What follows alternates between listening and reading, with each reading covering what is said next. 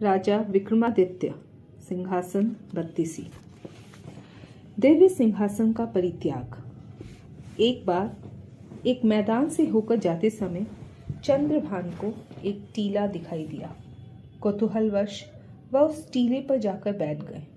टीले पर बैठते ही उन्होंने स्वयं को एक दिव्य शक्ति से भरा हुआ अनुभव किया और लोगों के विवादों तथा मतभेदों को हल करने में सक्षम हो गए।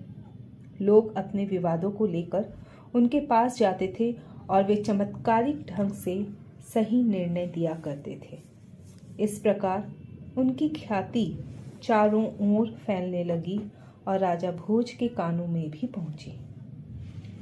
एक दिन एक ब्राह्मण ने राजा भोज से कहा कि 3 अमूल्य रत्न उसने सुरक्षित रखने के लिए अपने मित्र को दिया था, किंतु उसने अब उसे नहीं लौटाया था। मित्र ने कहा कि गांव के मुखिया और पुरोहित की उपस्थिति में उसने वे रत्न ब्राह्मण की पत्नी को लौटा दिए थे, पर पत्नी ने कहा कि उसे वे रत्न नहीं मिले थे। जब राजा भोज इस समस्या का समाधान न कर सके, तब ब्राह्मण ने चंद्रभान से मिलने का निश्चय किया। राजा भोज भी भेष बदल के उसके पीछे पीछे गए। चंद्रभान ने गांव के मुखिया और पुरोहित से रत्नों के विषय में पूछताछ करी। परस्पर विरोधी उत्तर पाकर चंद्रभान समझ गए कि किसकी गलती थी। ब्राह्मण के मित्र ने खेद प्रकट किया और क्षमा याचना करी। राजा भोज ने चंद्रभान को अपना परिचय दिया और मतभेद हल करने के लिए बधाई दी। भोज ने चंद्रभान से पूछा कि किस प्रकार वे सही निर्णय लेने में सफल हुए। चंद्रभान ने तब टीले पर बैठने वाली बात उन्हें बताई। राजा भोज ने अपने मंत्रियों से चंद्रभान की कही हुई बात बताई। एक मंत्री ने उस टीले को खुदवाने की बात करी। कई दिनों तक खुदाई करने के पश्चात उन्हें एक सुनहरा सिंहासन मिला, जिस पर अत्युत्तम रत्न जड़े हुए थे। सिंहासन के चारों ओर 8 कठपुतलियां थीं। बड़ी ही सावधानी के साथ उसे निकालकर महल में लाया गया। राजा भोज ने शाही पुरोहितों से सिंहासन की महत्ता पूछी तो उन्होंने कहा, हे राजन, ऐसा प्रतीत होता है मानो यह सिंहासन अतीत के किसी विलक्षण राजा का था। आप भाग्यशाली हैं जो यह आपको मिला। हम लोग एक महान यज्ञ संपन्न कर एक शुभ दिन निश्चित करेंगे, तब आप इस पर विराज सकते हैं। यद्यपि जब राजा भोज ने सिंहासन पर बैठने की चेष्टा करी, तब कठपुतलियों ने उन्हें रोककर यह जानने के लिए उसने प्रश्न पूछा कि वह सिंहासन के योग्य है या नहीं, क्योंकि वह सिंहासन इंद्र भगवान ने राजा विक्रमादित्य को उपहार स्वरूप दिया था। राजा विक्रमादित्य के गुणों की कथा सुनने के पश्चात राजा भोज ने कहा कि वे इस सिंहासन के योग्य नहीं हैं। उन्होंने उसे फिर से मिट्टी में गड़वा दिया। कठपुतलियों ने उनके इस साहस की प्रशंसा करी और फिर उनकी अनुमति लेकर उड़ गई। सिंहासन की चमक और महिमा दोनों ही चली गई। इस प्रकार वे 32 कथाएं मिलकर सिंहासन बत्तीसी कहलाईं। भोज के मंत्री पंडित ब्रज के द्वारा ये कथाएं लिखी गई थीं। हम सिंहासन बत्तीसी की कुछ चुनिंदा कहानियों को यहाँ प्रस्तुत कर रहे हैं।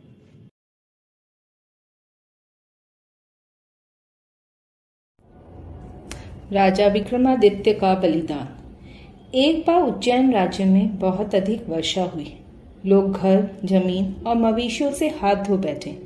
अपने राज्य की दुर्दशा देखकर राजा विक्रमादित्य ने राज्य के ज्योतिषी को बुलाकर पूछा, हे महात्मन, मैं अपनी प्रजा के लिए बहुत चिंतित हूँ।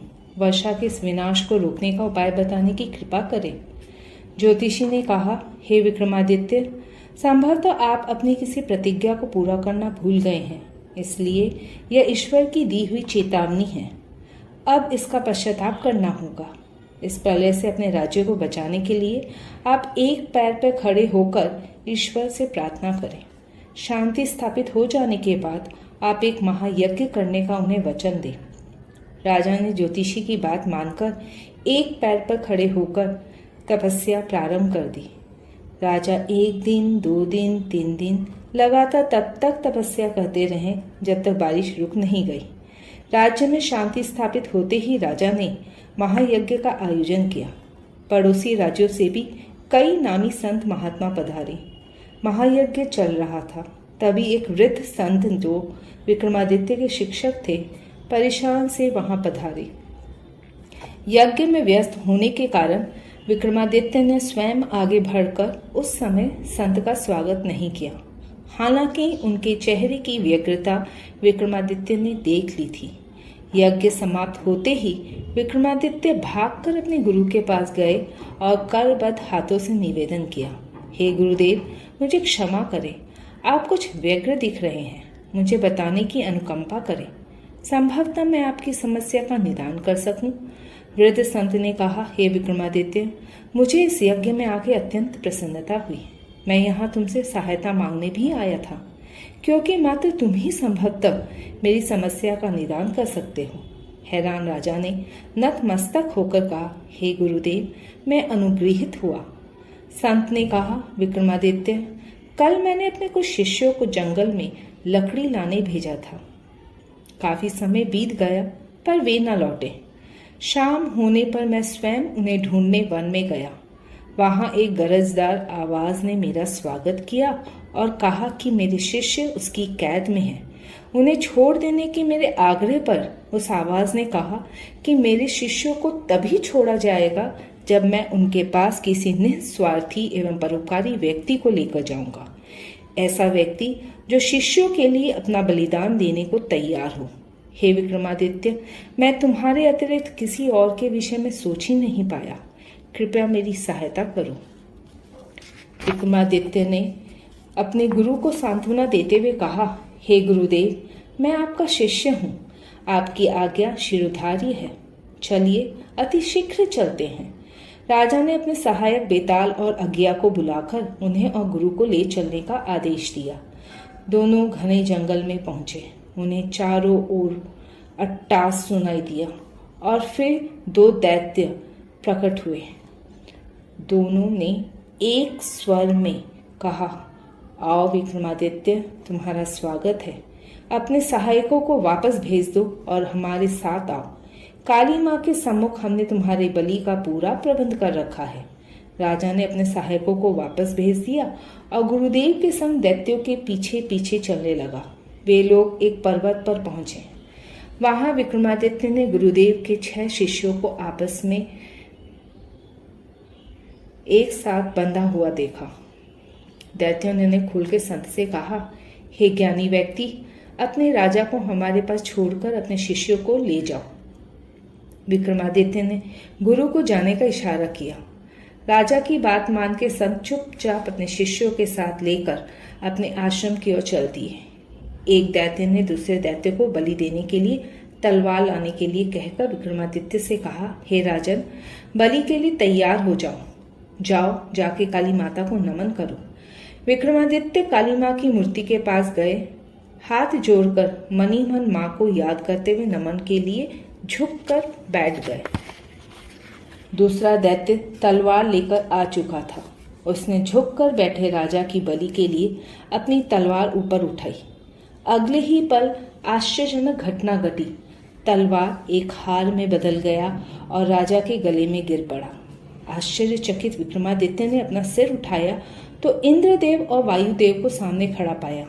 उन्होंने हैरान परेशान राजा को आशीर्वाद देते हुए कहा, विक्रमादित्य, तुम्हारी परीक्षा के लिए हमने दैत्य का रूप धरा था। तुमने स्वयं को आदर्श राजा सिद्ध किया। अपनी प्रजा के लिए स्वयं के बलिदान से भी पीछे नहीं हटे। तुम्हारी कर्तव्य परायणता और आत्म बलिदान के पराक्रम से हम अति प्रसन्न हैं। उदार राजा। एक बार राजा विक्रमादित्य ने अपने राज्य के सभी विद्वानों को एक सभा के लिए निमंत्रित किया। सभी आए। सभा प्रारंभ हुई। राजा ने कहा, हे मनीषियों, आपका स्वागत है। मेरा अहोभाग्य जो आप सभी यहाँ पधारे हैं। अपने राज्य में किस प्रकार मैं शांति तथा समृद्धि बनाए रखूं तथा भविष्य में आने वाली विपत्ति से उसे कैसे बचाऊं, इसी विषय में आपकी राय जानने का इच्छुक हूँ। सबों की एक ही सलाह थी कि राजा को एक महायज्ञ करना चाहिए, जिसमें सभी देवी देवता भाग लें और राजा को अपना आशीर्वाद दें। एक मनीषी ने कहा, हे राजन, हमारी सलाह है कि आप व्यक्तिगत रूप से जाकर समुद्र देव और वायुदेव को महायज्ञ में उपस्थित होकर हमारे राज्य को अपना दिव्य आशीर्वाद देने का निमंत्रण दें। इससे हमारा राज्य भविष्य में प्राकृतिक आपदाओं से सुरक्षित रहेगा। राजा को मनीषी की सलाह अच्छी लगी। मनीषियों ने पुनः कहा, हे राजन, हमारी सलाह है कि आप स्वयं वायुदेव को निमंत्रित करने जाएं और हम में से जो सर्वाधिक बुद्धिमान हो उसे समुद्र देव को निमंत्रित करने भेजें। किंतु विक्रमादित्य यह समझ नहीं पा रहे थे कि वह वायुदेव से कहाँ और कैसे मिले। तभी मनीषियों ने सुझाया, हे राजन, उसके लिए आपको कठोर तपस्या करनी होगी। उनकी सलाह मान विक्रमादित्य घने जंगल में जाकर तपस्या करने लगे। वायुदेव ने तप से प्रसन्न होकर विक्रमादित्य को दर्शन दिया। हाथ जोड़ के राजा ने कहा, हे वायुदेव, महायज्ञ में आपको निमंत्रित करने के लिए मैं यहाँ आया हूँ। वायुदेव ने मुस्कुराकर राजा से पूछा, विक्रमादित्य, मैं तुम्हारी तपस्या और यज्ञ के लिए निमंत्रण से प्रसन्न हुआ, किंतु पूरी सृष्टि में मेरी उपस्थिति आवश्यक है। यदि मैं तुम्हारे राज्य में आऊं भी तो मेरी शक्ति और वेग के कारण सभी सजीव और निर्जीव चीजें बर्बाद हो जाएंगी।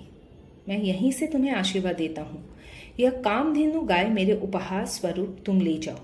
आवश्यकता पड़ने पर यह तुम्हें सभी कुछ प्रदान करेगी और तुम्हारे राज्य की दरिद्रता से रक्षा करेगी। विक्रमादित्य समझ गए कि वायुदेव का उनके राज्य में आना असंभव है। उपहार स्वीकार कर उन्होंने वायुदेव का आभार प्रकट किया और वापस अपने राज्य लौट आए। इधर दूसरी ओर विक्रमादित्य द्वारा चुने हुए मनीषी समुद्र के किनारे जाकर कई दिनों तक समुद्र देव की तपस्या करते रहे।